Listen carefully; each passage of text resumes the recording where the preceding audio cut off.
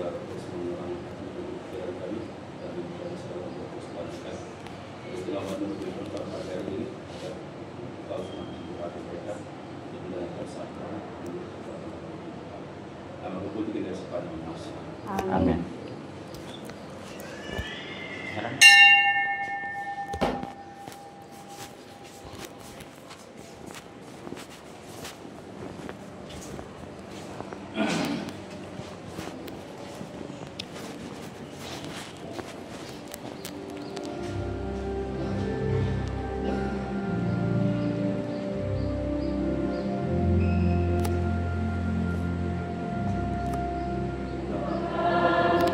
Tuhan kami datang, meskipun hati gersang, kami bersama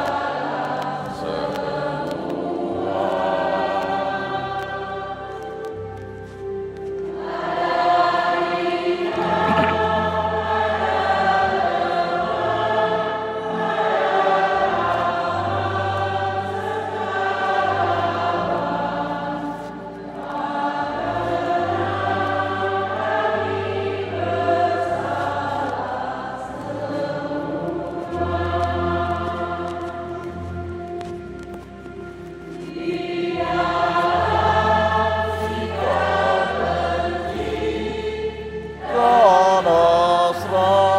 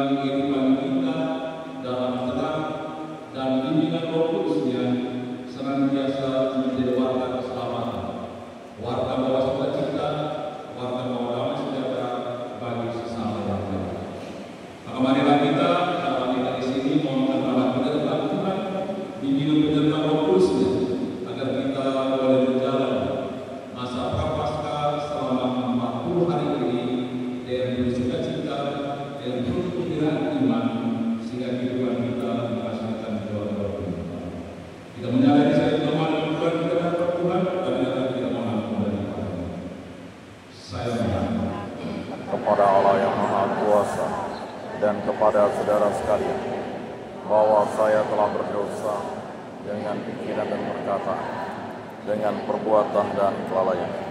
Saya berdosa, saya sungguh berdosa. Oleh sebab itu saya mohon kepada Sang Pahlawan Maria, kepada para malaikat dan orang kudus, dan kepada saudara sekalian, supaya mendoakan saya pada Allah Tuhan kita. Semoga Allah yang Maha Kuasa mengasihi kita, mengampuni dosa-dosa kita, dan mengangkat kita hidup yang kekal. Amin.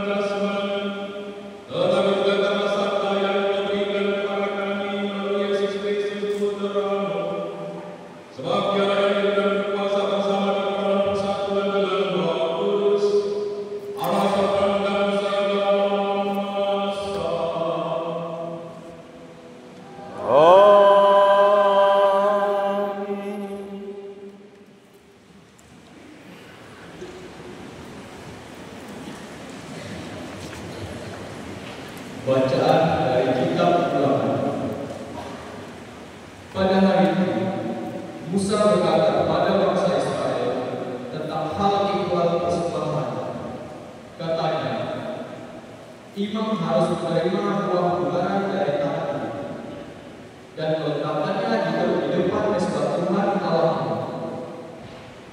Kemudian engkau harus menyatakan di hadapan Tuhan Allahmu begini: dahulu bapakmu, yaitu Yakub, adalah seorang Arab. Dia seorang pengembara. Ia pergi ke tanah Mesir dengan sedikit orang saja dan tinggal di sana sebagai orang asing. Tetapi di sana ia berkembang menjadi suatu bangsa yang besar, kuat, dan banyak jumlahnya. Ketika orang Mesir menganiaya dan menindas kami dan menyuruh kami melakukan pekerjaan yang berat, maka kami berseru pada Tuhan Allah nenek moyang kami. Lalu Tuhan mendengar suara kami. Ia memperhatikan kesengsaraan, kesusahan, dan penindasan terhadap kami. Lalu dengan tangan yang kuat dan lengan yang kuasa, dan dengan tanda serta mukjizat-mukjizat yang dahsyat, Tuhan membawa kami keluar dari Mesir. Ia membawa kami ke tempat ini dan memberikan kepada kami negeri ini, suatu negeri yang berlimpah susu dan madu. Oleh sebab itu, di sini aku membawa hasil pertama dari negeri yang telah diberikan kepadaku, ya Tuhan. Kemudian engkau harus meletakkan bahan persembahan itu di hadapan Tuhan Allahmu. Engkau harus sujud di hadapan Tuhan Allahmu. Demikianlah sabda Tuhan. Syukur kepada Allah.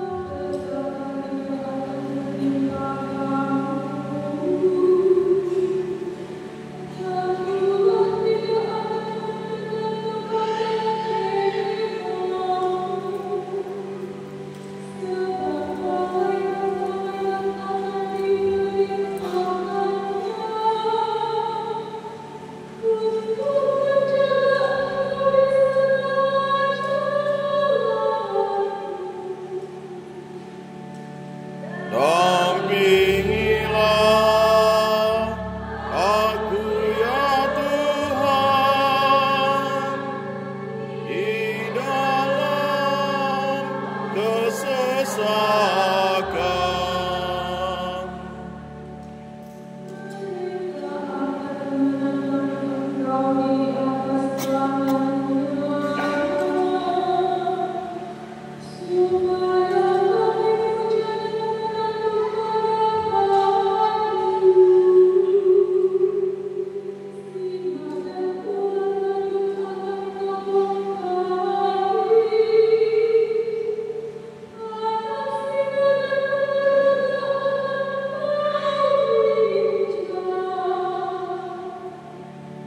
Dampingilah aku ya Tuhan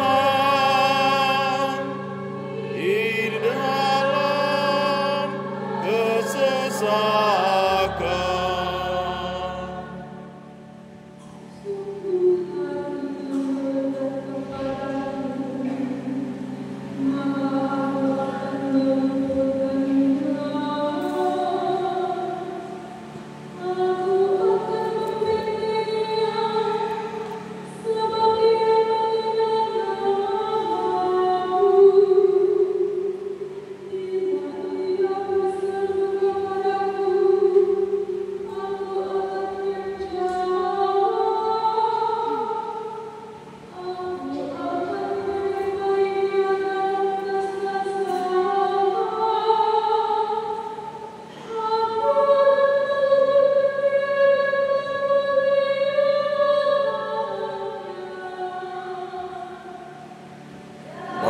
Dampingilah aku ya Tuhan di dalam kesesakan.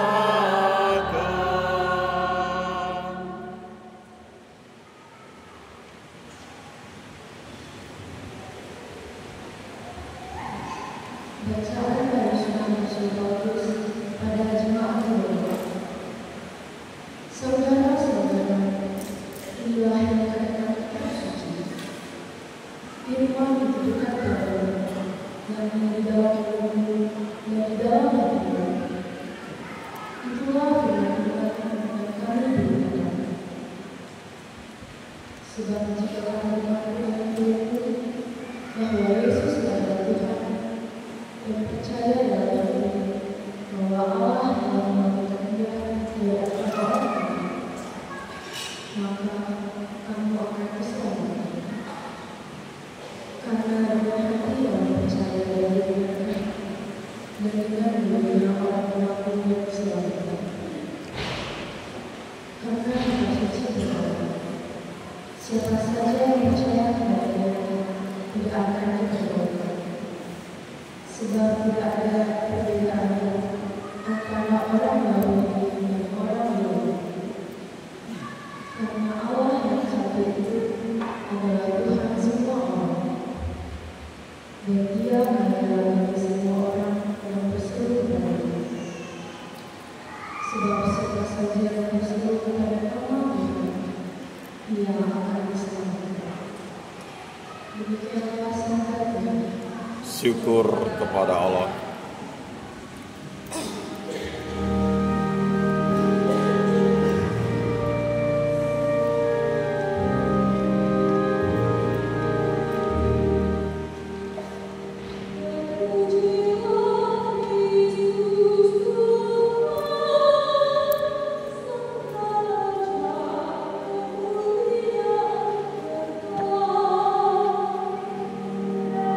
Terpujilah Kristus Tuhan,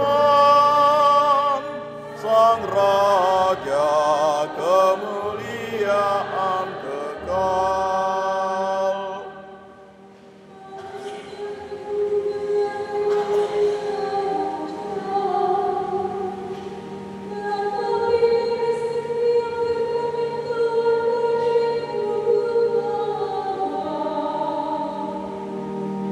Terpujilah Kristus Tuhan,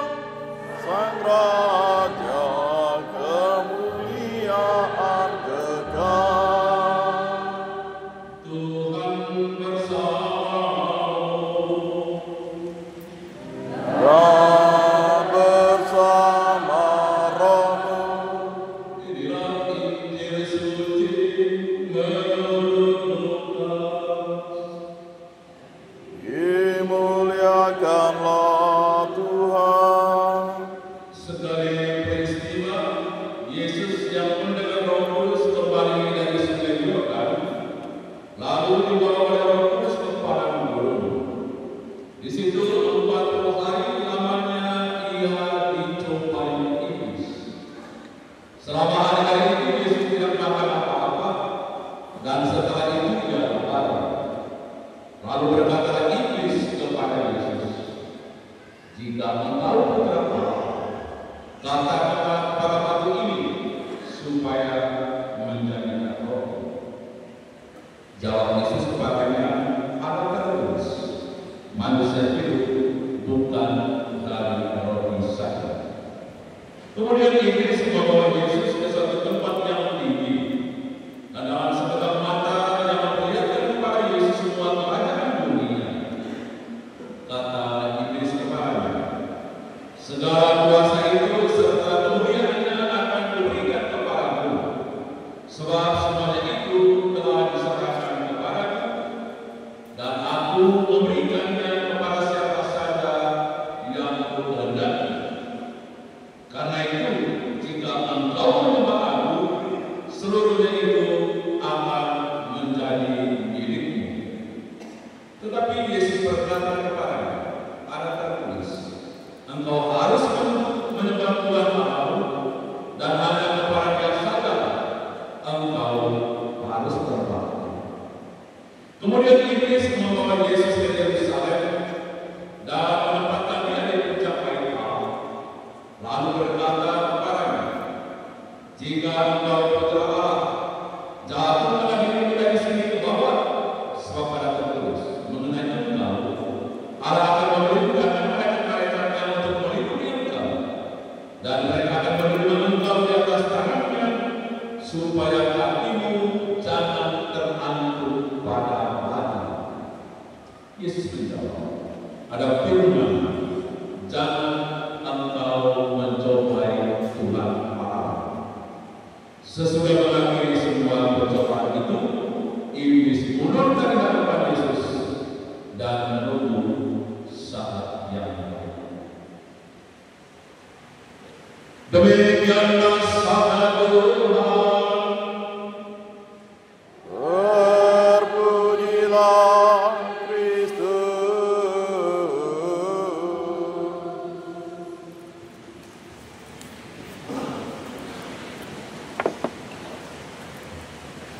Hanya kepada Allah saja engkau harus menyembah. Bapak Ibu saudara-saudari yang terkasih dalam Kristus, kutipan perikop Injil Lukas yang disampaikan kepada kita pada minggu pertama masa Prapaskah mengisahkan 3 cobaan besar yang dihadapi oleh Yesus. Setelah Yesus diperbantingkan di Sungai Yordan, Roh Kudus membawa Dia ke suatu tempat yang tandus, yang tidak ada apa-apa, dan Roh Kudus menuntun Dia untuk mempersiapkan dirinya melaksanakan rencana dan kehendak Allah. Karena ketika dibaptis di Yordan, Allah memperkenalkan Dia sebagai putra yang terkasih, dan pada saat itulah Allah memperkenalkan Dia sebagai putra yang diutusnya untuk memulai karya keselamatan bagi umat manusia. Allah memperkenalkan dirinya, dan pada saat itulah Yesus mulai melaksanakan apa yang menjadi tugas dan perutusannya yang telah diterima dari Bapa. Maka sebelum Dia melaksanakan tugas itu, Yesus mempersiapkan diri masuk dalam sebuah retret agung di dalam sebuah kesunyian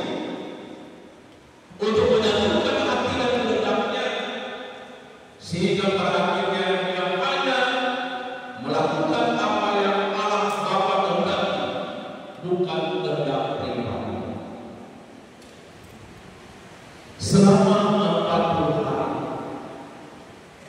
Yesus masuk dalam sebuah perpenuhan, sebuah retret agung, sebuah masa yang menjauhkan dirinya dari hal-hal dunia.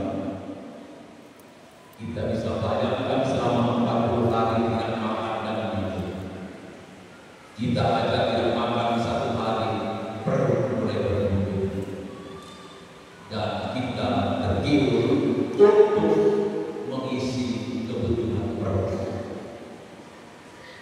Apalagi setelah terima ampun, baru hari pertama pertobatan, pulang dari sini mampu beli jajan.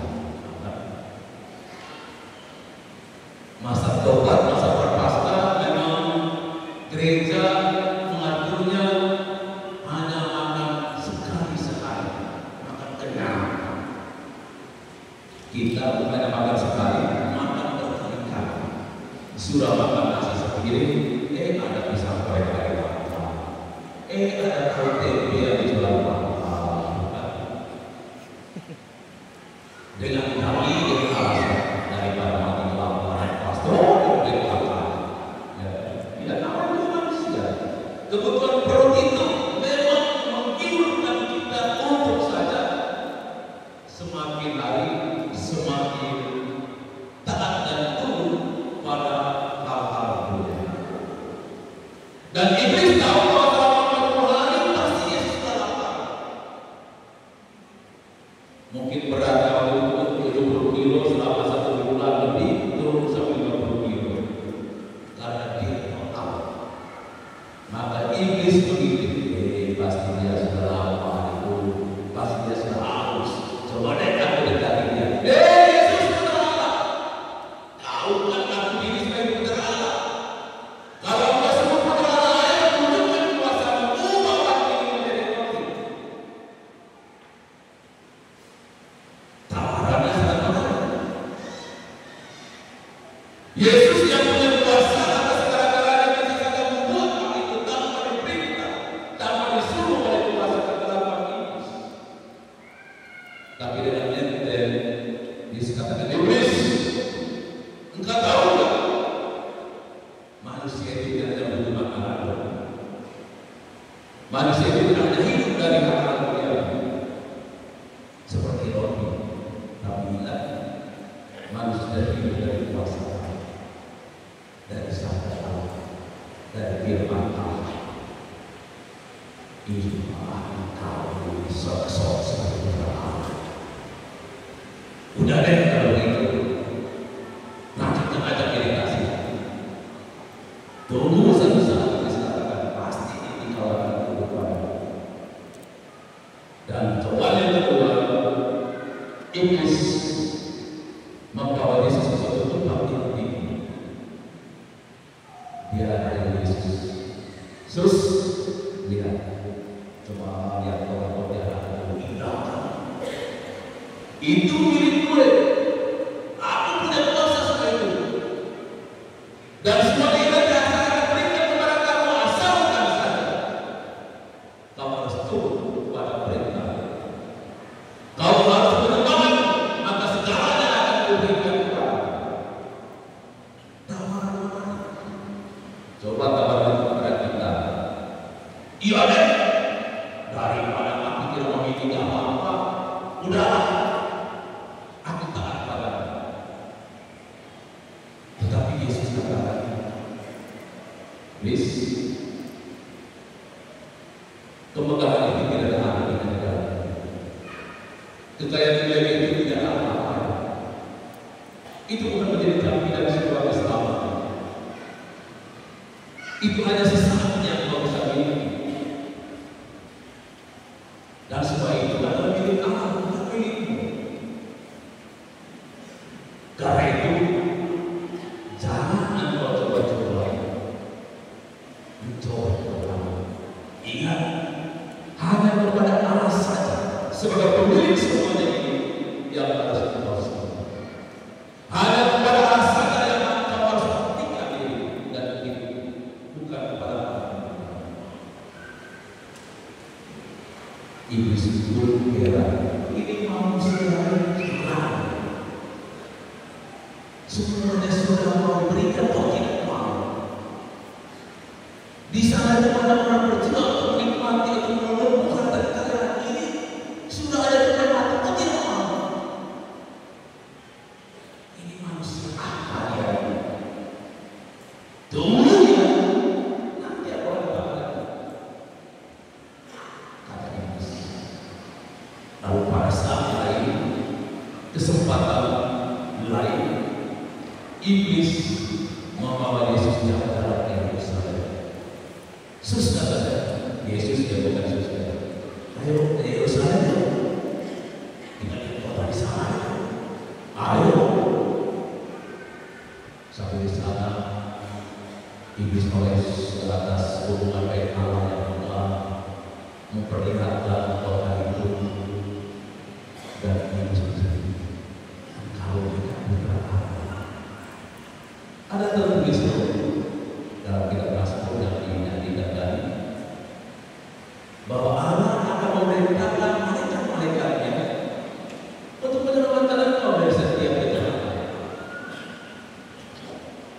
Kalau engkau sungguh-sungguh ini putra Allah dan Allah akan setia pada janjinya, coba tertulis dari sini ke sana. Saya yakin Allah akan menolong kamu kalau memang putra Allah. Dan Yesus lagi Iblis. Ingat ya, jangan engkau mencoba. Dan Iblis itu tunduk pada ketaatan Yesus, pada kehendak dan sabar. Bapak Ibu Saudara sekalian terkasih, 3 cobaan yang dialami oleh Nabi Yesus menggambarkan situasi kehidupan kita manusia. Cobaan pertama berkaitan dengan makan minum. Siapa yang tidak lapar? Kita manusia untuk mengisi kebutuhan jasmani, kerap kali gelap mata untuk mendapatkan apa yang kita butuhkan. Kerap kali manusia tidak peduli apakah jalan yang ditempuh itu adalah jalan yang baik atau jalan yang baik. Halal atau haram yang penting kebutuhan gue terpenuhi. Dan karena kesehatan seperti inilah banyak orang jatuh di dalam tindakan dan perbuatan yang tidak hanya tidak berkenan kepada Allah, tapi pada akhirnya menjerumuskan dia ke dalam satu kehidupan yang berbeda. Kebutuhan setiap manusia yang tidak pernah akan tercukupi. Setelah satu dapat, maunya yang kedua. Setelah yang kedua dapat, maunya yang ketiga. Dan itulah manusia yang hidupnya tidak akan pernah merasa cukup atas kebutuhan jasmani. Dan banyak orang dalam mata untuk memenuhi kebutuhannya dengan berbagai macam cara. Entah itu yang baik dan barangkali cara yang tidak baik. Dan setiap manusia yang tidak mampu menghadapi godaan-godaan seperti ini yang berkaitan dengan kebutuhan-kebutuhan dasarnya, cepat atau lambat dia akan jatuh dalam sebuah kehidupan penderitaan. Dan cobaan yang kedua juga berkaitan dengan kekuasaan, dengan harta, dengan kedudukan, dengan jabatan untuk memiliki segala-galanya yang ada di dunia ini. Kerakusan, ketamakan untuk menjadikan semua yang sebenarnya menjadi milik pribadi akan mengantar orang kepada satu tindakan kejahatan, tindakan ketidakadilan, tindakan yang tidak berperi manusia. Harta kekayaan telah mengubah manusia bukan lagi menjadi Tuhan atasnya, tetapi sebaliknya menjadi hamba. Dan itulah yang sering terjadi dalam kehidupan kita, di mana kebanyakan orang tidak sanggup dan tidak mampu untuk mengendalikan dirinya, menumpuk harta kekayaan yang sebenarnya bukan menjadi milik. Dan hal yang ketiga berkaitan dengan relasi kita dengan kehidupan, dalam kehidupan kita dengan Tuhan. Kita kerap kali juga dalam kehidupan mencoba apakah Tuhan itu ada atau tidak ya? Apakah Tuhan itu setia pada janjinya menyertai kita atau tidak ya? Dan kerap kali kita melakukan segala sesuatu hanya ingin membuktikan apakah Tuhan itu ada, apakah Tuhan itu setia pada janjinya menyertai kita setiap saat. Dan ketika perbuatan itu mencelakakan diri kita, kita katakan Tuhan itu benar atau tidak. Tuhan itu benar mau kosong pada janjinya. Tuhan tidak seperti itu. Dan barangkali saat kita menjalani kehidupan kita, iman kita digoncangkan dengan hal-hal dunia. Dan ketika iman itu tidak lagi menjadi kekuatan di dalam kehidupan kita, untuk senantiasa menjalani kehidupan kita sesuai dengan kehendak Tuhan, maka kita akan dengan mudah jatuh pada perbuatan jahat. Tuhan Yesus ingatkan kita, jangan mencoba Tuhan Allah. Mencoba Tuhan Allah dengan menjalani kehidupan semakin jauh dari Dia, memperlihatkan kehidupan yang tidak menunjukkan dari diri kita sebagai milik Tuhan, akan membuat kita jatuh pada perbuatan-perbuatan jahat. Dalam kehidupan dunia manusia modern saat ini, Allah bukan lagi menjadi prioritas dalam kehidupan, tapi kerap kali hal-hal duniawi yang menjadi prioritas dalam kehidupan. Kita hampir kebanyakan tidak punya waktu untuk menyembah dan berbakti kepada Tuhan, tapi kita lebih punya banyak waktu untuk menyembah dan berbakti pada Tuhan-Tuhan yang lain. Kerap kali saya katakan kepada anak-anak, dalam sehari berapa banyak waktu untuk pulang HP, bergaul dengan HP, main dengan HP, dan berapa banyak waktu yang tersisa dari hidupmu satu hari untuk bergaul dengan Tuhan. 24 jam potong jam tidur, yang katakanlah 6 hari atau 6 jam yang produktif. Berapa banyak waktu kita berikan Tuhan dalam perjalanan, dan berapa banyak waktu kita berikan untuk Tuhan-Tuhan yang nyata seperti itu. Memang hal ini sederhana. Saya terletakkan kepada anak Kristina, bukan di sini. Kemarin datang ke rumah enggak pastor, kenapa? Saya katakan anak kecil. Kemarin kamu ibadah enggak? Ibadah pastor. Lalu siapa pastor yang memimpin hari Minggu itu? Enggak tahu pastor. Itu ibadah namanya. Kemarin kamu baca kitab suci enggak? Benar pastor. Minta tanda tangan. Apa ini hari ini? Pastor. Aku